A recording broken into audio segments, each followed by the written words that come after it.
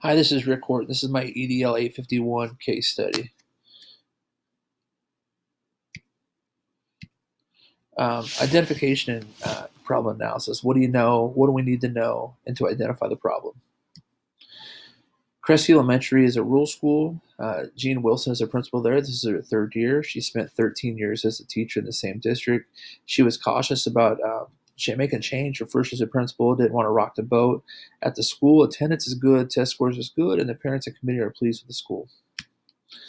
Mrs. Horton. Mrs. Horton is a first grade teacher. She's a former district teacher of the year. Lately, she seems really stressed and less friendly than before. She's starting to argue a lot with teachers who disagree with her. She's having a rough time at home. Her husband has moved out. He's left her with her two teenage sons to raise, and she's starting to become tardiness is becoming a problem at school. What do I know about Crestview? Crestview is chosen as a pilot school for a reading program. The staff and the principal supported it. Mrs. Horton did not. Mrs. Horton berated teachers, belittled them who favored it. A conference with Miss Horton didn't discourage at all. She kept doing it. The parents are starting to call and write letters to the principal about Mrs. Horton. They say that she's verbally abusive to the students, especially students who make mistakes. Mrs. Horton has refused to have conferences with parents. Mrs. Wilson says that she has visited and done walkthroughs on Mrs. Horton's class several times in the past few weeks and has found no evidence of abusive behavior. However, this has not reassured the parents at all. For the superintendent, he informed the principal that 4 parents have called Board of Education members and demanded their kids be reassigned to different classes. Mrs. Wilson has promised to further investigate. Mr. Stafford, he arrived at the school and insisted on a conference with the principal, insisted his daughter be moved to a different class. His daughter's having trouble eating and sleeping. She says they think it's due to stress from class. She cries every morning because she doesn't want to go to school. Mrs. Horton ignored his wife's notes and phone calls. Mrs. Wilson set up a conference call with the teacher and parent. During the conference, the teacher greeted the principal and the parent warmly when they walked in the room, but she didn't have the room set up as a comfortable meeting place. It's a first grade room, small chairs at a small table. It wasn't really accommodating to the parent. She didn't have her grade book or any papers ready. She had to go rummage around her desk and try to find them. She just did not seem prepared for the meeting. During the conference, the parent stated that he wanted his daughter moved to a different class, claimed that Mrs. Horton upsets the children. He claims that she screams at them. She embarrasses them in front of the class. Mrs. Horton interrupted the parent. She shouted that you're a liar. Her face was red with anger. Her behavior became very confrontational. The principal decided to postpone the meeting, promised to call the parents soon with an answer of how we're going to handle the situation. She was understanding that the parents wanted a decision right now and wanted to discuss the situation further with Mrs. Horton. Mr. Stafford pointed out that this is exactly what the kids see every day in class. Mrs. Horton was still angry. She still had a real defensive posture and a red face. What do I need to know? Is there anything the school can do for Mrs. Horton? Is there any services that we can provide for her? How is she doing? Has Mrs. Horton recently had a formal evaluation? What's her side of the story? Why is she acting like this? Are the kids being difficult? How's she feeling? Is it just too much stress at home? Does she still want to teach? Is she burnt out? Does she feel like she's done? And is there anything I could do? Can I just be somebody for her to vent to?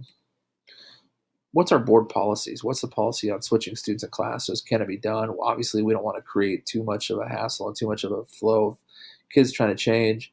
What's the policy for conferences? Are the teachers allowed just to say no and not meet with parents? And what's the staff reprimand policy for the way she's belittling teachers and the way she acted in front of the parent? The superintendent, what do they think should be done? Are they willing to support her? Are they willing to support my decision? The problem here is that complaints against Mrs. Horton's classroom management. Parents are complaining that she's embarrassing students. She's yelling at them. And another problem with Mrs. Horton is her attitude towards other staff members. What's plan of action? First, I would contact the superintendent, find out what can be done. Next, I would set up a meeting with Mrs. Horton and the superintendent, talk about what services can be provided and what are the options for teachers in the district for the way Mrs. Horton's behavior has been. I'd have a meeting with the parents, let the parents know that we're aware of the situation, let the parents know that we're handling the situation, and tell them what their options are if their kids can switch classes or not. I'd have several dates to observe Mrs. Horton. I would discuss different classroom management techniques. I would also want to talk to her, the other teachers with the rooms to see if they could hear her yelling at them. Remind Mrs. Horton that she's a former teacher of the year and she could be again. Uh, Talk about the services the district can provide, and there's no shame in getting help. Just a reminder of that. I would want to follow up with human resources superintendent on what needs to be done. Does an office write-up or official write-up need to be done? And meet with the superintendent, Mrs. Horton, and the parents to repair the image and the reputation. Follow the board policies, on if kids can switch classes and how to handle teacher write-ups. What was I thinking? Why is a former teacher that you're struggling so much with other teachers? Are the parents' concerns real? What was I thinking? Was it just a problem at home? Is there something else? Why is she so angry? Why will she not meet with the parents? Why is she so angry? Is it more than just her home life? Is she angry with other teachers? Why did she not want to try the pilot program? And just let her know my concern for her. What I'm valuing her years of teaching experience, the principles that reflect on, remember how difficult it can be in the classroom. It's a good school district, good staff, good community support. Those are all things we have to value. The unresolved issues is, will Mrs. Horton take the help? Will she take the criticism? Will she be willing to meet with the parents? Will she be able to move past this?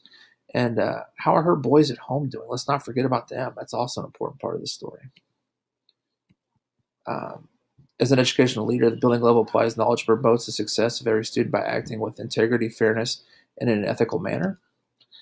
I have acted with integrity by not jumping to conclusions. I've tried to meet with the parents, the teachers, also set up meetings with the teacher and the superintendent to create a improvement plan. By setting up the meeting with the parents and the support of Mrs. Horton shows integrity. It also shows that we're doing the best we can do by following up with classroom observations. I'm going to show fairness, Miss Horton, to help her regain her success. I mean, she's previously Teacher of the Year.